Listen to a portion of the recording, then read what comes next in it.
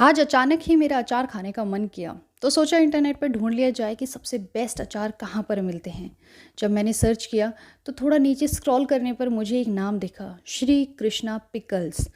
तो कृष्णा जी में थोड़ी सी आस्था है तो मैंने फटाक से उनकी साइट ओपन करी और नीचे स्क्रॉल करने पर देखा कि इस अचार को तो बड़े बड़े अवार्ड्स मिले हुए हैं। बहुत सारी फ़ोटोज़ देखी जिसमें एक लेडी बहुत सारे अवार्ड्स के साथ है। फिर उसके बाद मैंने उनका सोचा कि है कौन ये लेडी, तब पता चला कि वो उनकी फाउंडर थी कृष्णा यादव। उसके बाद मैंने कृष्णा यादव जी के बारे में सर्च किया तो पता चला ये सिंपल सी दिखने वाली लेडी करोड़ों की मालकिन है। फिर मुझे बड़ी उत्सुकता हुई इनके बारे में जानने की कि कैसे इतनी साधारण सी लेडी ने इतना बड़ा बिजनेस खड़ा कर दिया। और जब मैंने उन इंटरनेट पे उनके बारे में पढ़ना स्टार्ट किया तो मुझे पता चला कि बहुत ही संघर्ष करके वो अपने उस मुकाम पर पहुंची हैं। और उनकी कहानी से मुझे बहुत कुछ सीखने को मिला है। मैंने उनकी बहुत सारी वीडियोस देखी हैं जिसमें उन्होंने बहुत ही अच्छी बात कही है, जो मैं आपको वीडियो के लास्ट में ज़रूर बताऊंगी, जो मुझे वाकई में बहुत ही अच्छी लगी और ज़िंदगी में कुछ आगे करने के लिए मुझे प्रेरणा दे रही है वो उनकी वो बात। तो वो बात मैं आपको ज़रूर बताऊंगी वीडियो के लास्ट में। पर पहले मैं सुनाती हूँ कि आपको कैसे कैसे एक साधारण सी औरत ने अपने अचार के व्यापार से करोड़ों का कारोबार शुरू किया। तो चलिए सुनते हैं कृष्णा जी की कहानी। कृष्णा यादव यूपी के बुलंदशहर की रहने वाली है। बात 1995-96 की थी, जब उनका परिवार बहुत ही आर्थिक तंगी से गुजर रहा था। ऐसा नहीं था कि वो गरीब परिवार से थी। पति का बिजनेस था, उनका मकान था, गाड़ी भी थी, सब कुछ था। पर पति के बिजनेस में लॉस होने के कारण उनको अपनी ज़मीन, घर, गाड़ी सब बेचनी पड़ी। पति भी मानसिक रूप से बहुत ज़्यादा परेशान रहने लगे। सिर पर कर्जा बढ़ता जा रहा था। तब कृष्णा जी ने अपने पति को दिल्ली जाने को कहा, क्योंकि उनको डर था कि यहाँ रहेंगे तो लोग क्या कहेंगे कि देखो कल तक तो गाड़ी में चल रहे थे और आज पैदल चल रहे हैं, ऐसा क्या हो गया। तो इसी वजह से उन लोगों ने डिसाइड किया कि वो दिल्ली शिफ्ट होंगे। कृष्णा जी ने 500 रुपये उधार लिए और वो अपने पति और परिवार के साथ दिल्ली चली गई। लेकिन ऐसा नहीं है कि दिल्ली में आते ही उनकी किस्मत बदल गई। दिल्ली में भी उन्होंने 3 महीने तक उन्हें कोई नौकरी नहीं मिली उनके पति को, और वो दर दर भटकते रहे। कृष्णा जी और उनके पति के सामने बच्चों की पढ़ाई खराब हो रही थी, लेकिन उन्होंने हिम्मत नहीं हारी। उन्होंने क्या किया कि वहाँ पर एक कमांडेंट वीएस त्यागी थे, उनके फार्म हाउस में उन्होंने देख रेख की नौकरी शुरू करी। वहाँ से उन्हें पता चला बीएस त्यागी के फॉर्म से कि कृषि विज्ञान केंद्र और वैज्ञानिकों के निर्देशन में उन्होंने बेर और करौंदे के पौधे लगाए हुए थे। करौंदा उस टाइम पर एक नई वैरायटी था, एक नई खोज थी, वहाँ के लोगों के लिए कुछ नया था। तो उन्होंने भी थोड़ा वहाँ से कुछ कुछ चीज़ें सीखा कि बेर और करौंदे के पौधे किस तरीके से लगाए जाते हैं। फिर उसके बाद उन्होंने थोड़ी सी ज़मीन अपनी बटाई पर लेकर कुछ सब्जी उगानी शुरू करी और सब्जी बेचने का काम करने लगे। पर इस काम में भी उन्हें ज़्यादा सफलता नहीं मिली। कभी कभी सब्जियां बिकती थी, कभी कभी बहुत सारी सब्जियां खराब हो जाती थी। फिर से उस समय उनके पति का हौसला टूटने लगा कि शायद हमसे नहीं हो पाएगा, हम कुछ नहीं कर पाएंगे। लेकिन कृष्णा हर बार उनके पति के साथ एक खंबे की तरह खड़ी रही कि नहीं, हम कामयाब ज़रूर होंगे, आप हौसला मत हारिए। उसके बाद तो उनके पास एक छोटा सा टीवी था जिसमें दूरदर्शन का एक प्रोग्राम आ रहा था, जो कि किसानों से रिलेटेड बता रहे थे कि किसानों की आय को कैसे दुगना किया जाए। तो उससे रिलेटेड कुछ प्रोग्राम चल रहा था।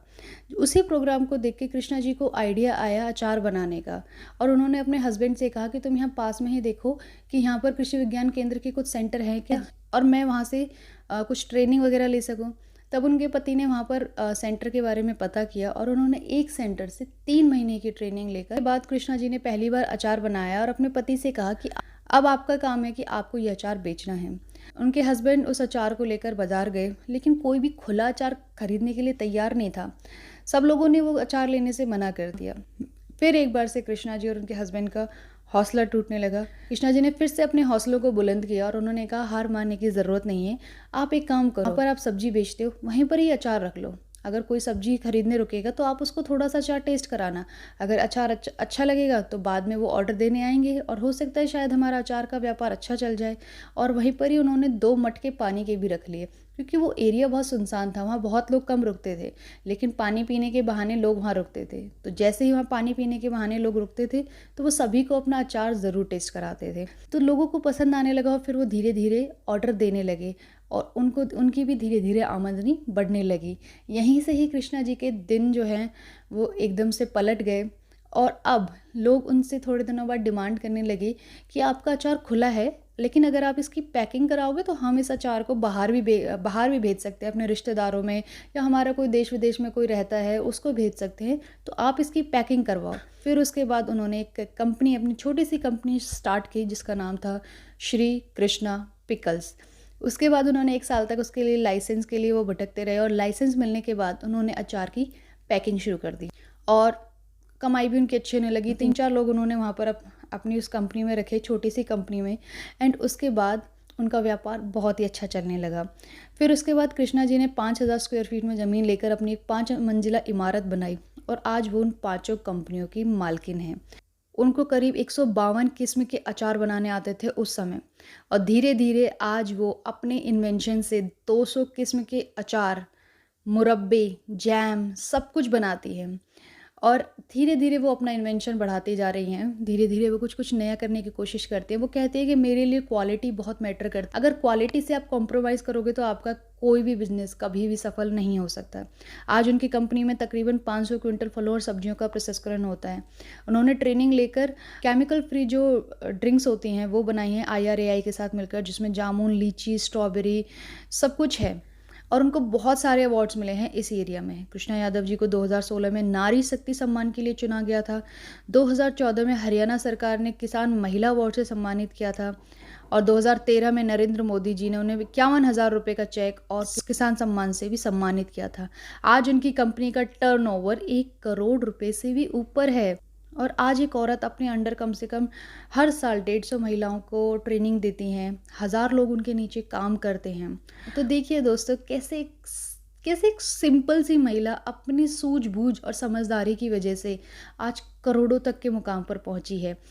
और उनकी इस पूरी सफलता में एक ही बात है जिसको उन्होंने उस मंजिल तक पहुंचाया, और वो बात है उनका दृढ़ निश्चय कि हम कर सकते हैं, हमें हार नहीं माननी है।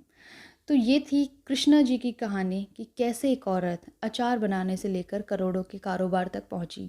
अब मैं आपको बताती हूँ उनकी एक बात जो मुझे बहुत अच्छी लगी, जो मैंने आपको वीडियो के स्टार्टिंग में कही थी।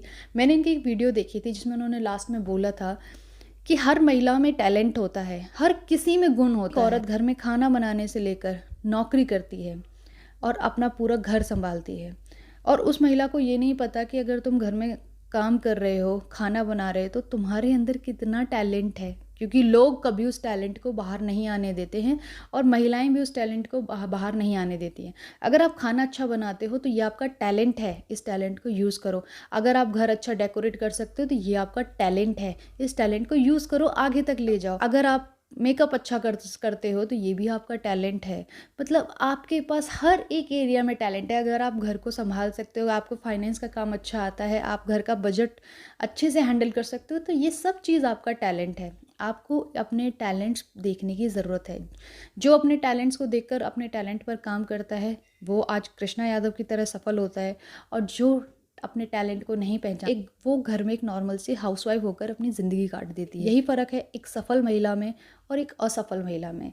काम छोटा करो, लेकिन ऐसा करो जिसमें आपकी लगन हो, जिसमें आपका मन हो, जिसमें आपका मन और लगन होगा। अगर आप वही काम करोगे तो ज़िंदगी में आपको सफल होने से कोई नहीं रोक सकता है, सीरियसली। तो अगर आपको ये कहानी अच्छी लगी हो कृष्णा यादव जी की, तो प्लीज़ वीडियो को लाइक ज़रूर कीजिएगा, चैनल को सब्सक्राइब करना ना भूलें, और आपकी क्या राय है कृष्णा जी के इस संदेश पर मुझे ज़रूर कमेंट में ज़रूर बताइए। So thank you so much. Next हम मिलेंगे अगली और एक ऐसी ही इंस्पिरेशनल स्टोरी के साथ। जब तक चैनल को सब्सक्राइब करते रहिए, and thank you so much for watching the video.